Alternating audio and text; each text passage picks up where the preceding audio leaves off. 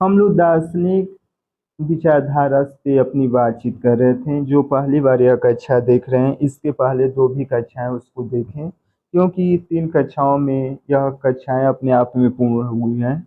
और संभवतः हमने पहली कक्षा में इसके बारे में चर्चा किया कि यहाँ से प्रश्न पूछे जाने की संभावना, और हर बार देखा जाए तो 2 या 3 प्रश्न मिल जाते हैं।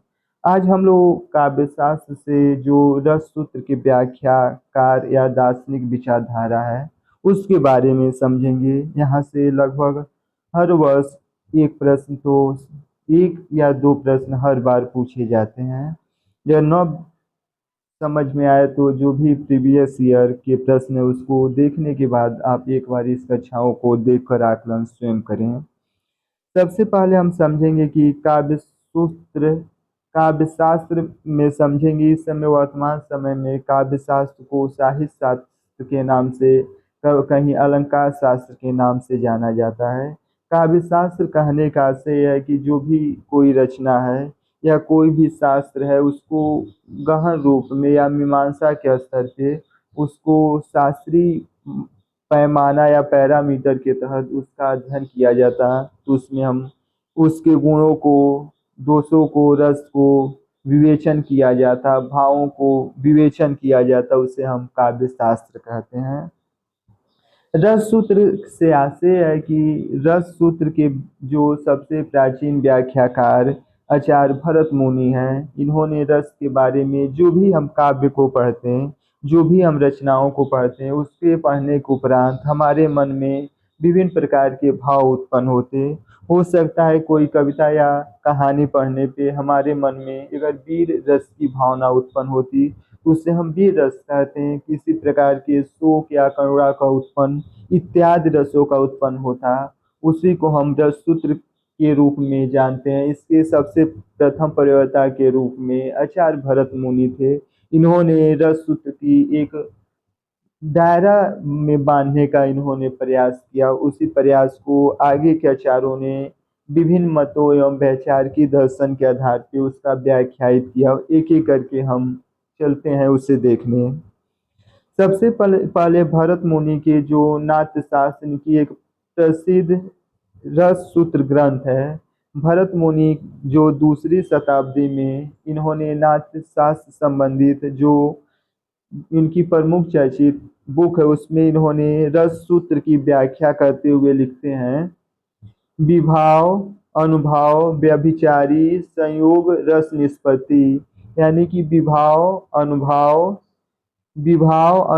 व्यभिचारी एवं संयोग के माध्यम से आपस में विभाव, अनुभाव और व्यभिचारी संयोग के माध्यम से जब यह चारों आपस में संयोग करते हैं तो रस की उत्पत्ति होती। और इस रस की उत्पत्ति को भरत मुनि ने सबसे पहले विभाव, अनुभाव, व्यभिचारी, संयोग, रस उत्पत्ति नामक सिद्धांत दिया।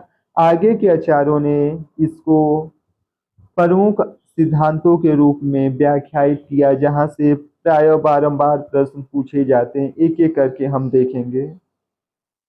सबसे पहले जिस क्रम में हम लोग चर्चा कर रहे हैं, कोशिश करें कि उसी क्रम में वह चीज़ें समझें, क्योंकि कभी कभी क्रम से संबंधित प्रश्न पूछा जाता है कि कौन से आचार्य ने रस सूत्र की व्याख्या पहली बार की, कौन दूसरी बार किया, कौन तीसरी पर किया, कौन चौथे पे किया।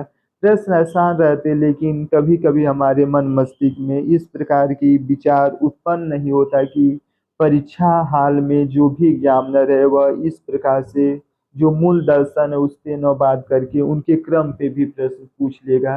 यह अपने आप में होता है ना कि हमने सब कुछ तैयार किया लेकिन एक बारीकी से क्रम नहीं देखा, जिसकी वजह से जो प्रश्न हल हो जाने थे वह भी प्रश्न गलत हो जाते हैं, आता हुआ क्रम गलत हो जाता। और हमने उसके तमाम मुद्दों पे चर्चा की लेकिन एक थोड़ी सी चूक हमारे प्रश्न को गलत कर दी। ठीक उसी प्रकार से हम कहेंगे कि जो भी क्रम है, जिस क्रम में हम लोग बात कर रहे हैं, क्रम से आशय है कि अगर हम भट्ट लोलत की बात कर रहे हैं तो सबसे पहले रस सिद्धांत की जो व्याख्या भरत मुनि ने विभाव, अनुभाव, संयोग, रस निष्पत्ति की व्याख्या इन्होंने दी। उसकी व्याख्या करने वाले पहले आचार्य भट्टलोलत हैं। पहले आचार्य भट्टलोलत हैं जिन्होंने उत्पत्तिवाद या आरोपवाद जिसे कहा जाता है, उत्पत्तिवाद या आरोपवाद का इन्होंने सिद्धांत दिया। इनके जो दार्शनिक विचार हैं वह मीमांसा दर्शन के रूप में जाना जाता है।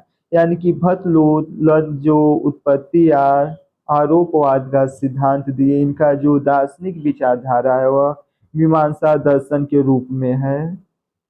शंकु जो अनुमतिवाद के नाम से इन्होंने अपने विचार को व्यक्त किया या दर्शन दिए, शंकु अनुमतवाद विचार के रूप में अपने मत को रखे।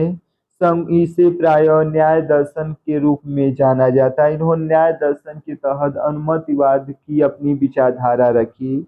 इन्होंने प्राय चित्त तुरंग न्याय के आधार पर रस की व्याख्या की। जैसे चित्त तुरंग न्याय कहने का आशय ये है कि यह कहीं पे पेंटिंग बना हुआ है, उस पेंटिंग में घास बना हुआ है, कोई घोड़ा उस घास को खाता है, तो हम यह अनुमान लगाते हैं कि घोड़ा उस घास को चर रहा है। इसी को हम चित्त तुरंग न्याय के रूप में जानते हैं। शंकु न्याय दर्शन के तहत अनुमतिवाद के तहत इन्होंने रस को चित्त तुरंग न्याय से संबंधित अपने विचार प्रस्तुत किए। भट्टनायक जिन्होंने भुक्तिवाद या भोगवाद का रूप में रस दर्शन को इन्होंने व्याख्यायित किया, जिसे प्राय भुक्तिवाद या भोगवाद कहा जाता। इनके दर्शन सांख्य दर्शन के रूप में भी जाना जाता, या यह सांख्य दर्शन से प्रभावित है।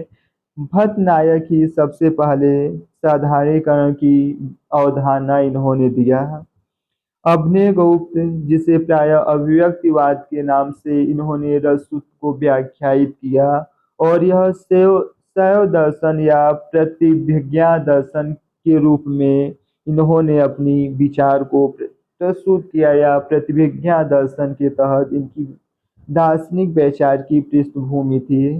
एक बार देखेंगे भट्टलोलत जो उत्पत्तिवाद या आरोपवाद का सिद्धांत के तहत रससूत्र को इन्होंने व्याख्यायित किया। यह मीमांसा दर्शन के तहत है। शंकु अनुमतिवाद या अनुमतिवाद जिसे न्याय दर्शन कहा जाता है, यह चित्त तुरंग यानी कि चित्त तुरंग के आधार पर रस की व्याख्या किए। भट्टनायक जो भुक्तिवाद या भोगवाद के रूप में इन्होंने अपने विचार को प्रस्तुत किए, यह सांख्य दर्शन से संबंधित थे। इन्होंने ही सर्वप्रथम साधारणीकरण की व्याख्या की।